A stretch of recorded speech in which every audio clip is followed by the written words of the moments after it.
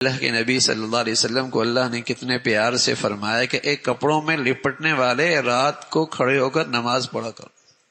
قم اللیل الا قلیلا. ہاں پوری رات نہیں، تھوڑی رات کا حصہ آرام بھی کر لو، آرام بھی کر لو، رات کا کچھ حصہ آرام بھی کر لو، بلکہ کچھ زیادہ ہی کر لو یا کچھ تھوڑا کر لو، وہ تمہیں اختیار ہے.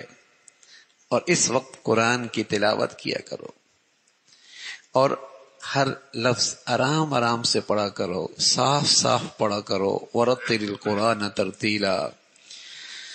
اور یہ قرآن ہم نے آپ پہ نازل کیا ہے. اور پھر یہ رات کا وقت ایسا ہے جہاں دل اور زبان ان میں آپس میں ملاپ ہوتا ہے. یعنی مطلب یہ ہے کہ آدمی کو یکسوئی نصیب ہوتی، دماغ بھی اور دل بھی اور زبان بھی ایک طرف متوجہ ہوتی. دن میں تو آدمی بس اوقات نماز میں کھڑا ہوتا ہے، کسی اور دنیا میں ہوتا ہے، بس اوقات نماز میں کھڑا ہوتا ہے لیکن اس کے خیالات کہیں اور ہوتے ہیں.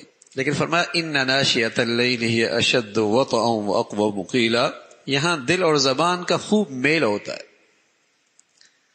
تمہیں یکسوئی ملے گی، تمہیں توجہ نصیب ہوگی، اور تم اس وقت اٹھا کرو. اور پھر دن میں تو تم مشغول رہتے ہو. اللہ کے نبی صلی اللہ علیہ وسلم پر دنیاوی مشغولیت بھی بہت ہوتی تھی اور دینی مشغولیت بھی بہت ہوتی تھی. لوگ اپنے فیصلے کرواتے، اپنے مشورے کرنے کے لیے اپنے معاملات لے کے آتے تھے. جو ظاہری طور پہ دنیاوی امور ہوتے اور پھر دینی دعوت، دینی خدمات، دینی کام، آپ تو بہت مشغول ہوتے ہیں دن بھر میں. یہ سویرے سویرے اٹھ کر اپنے اندر توانائی پیدا کر لو. اللہ کے نیک بندوں کا تو یہی معمول رہا ہے ہمیشہ کہ وہ رات کی اس گھڑی میں اللہ سے لیتے ہیں اور دن میں پھر اللہ کے مخلوق میں وہ خزانہ تقسیم کرتے ہیں. اللہ سے لیتے ہیں، مخلوق میں تقسیم کرتے ہیں.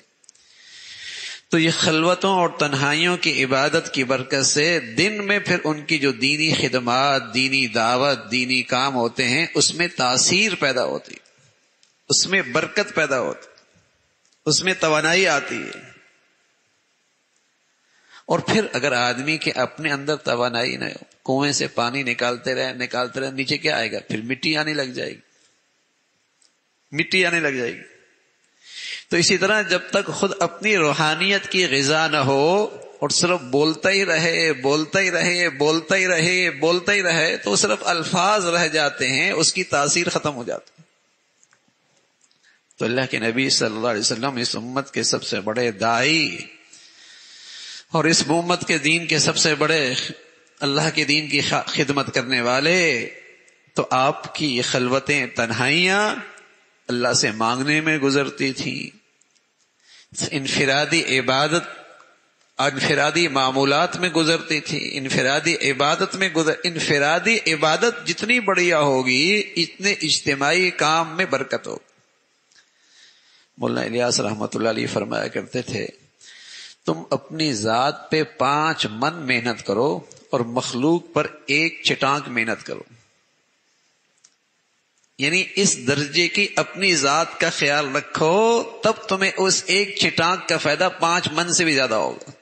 ورنہ تم مخلوق پہ 5 من کرو گے، اپنے اوپر 1 چٹانک کرو گے تو مخلوق پر جو تمہاری محنت ہے اس کا اثر 1 چٹانک بھی نہیں ہوگا. تو اپنی ذات کو کبھی نہ بھولو.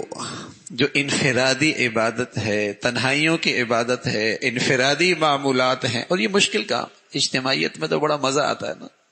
ہاں بہت مزہ آتا ہے، مزہ پتلا لگتا ہے اللہ سے تعلق کا کہ خلوت میں مصلی بچھا کے اللہ سے خلوت میں بات کرنے کا کتنا جی چاہتا ہے. جس سے تعلق ہوتا ہے نا تو آدمی اس کے لیے خلوتوں کا انتظار کرتا ہے. جس سے محبت ہوتی ہے نا تنہائیوں میں آدمی اس کے لیے انتظار کرتا ہے. تو جب واقعی دل میں اللہ کی طرف تعلق ہو اور اللہ سے واقعی محبت ہو تو پھر آدمی ان تنہائیوں کی گھڑیوں کا انتظار کرتا ہے کہ وہ گھڑی نصیب ہو جائے.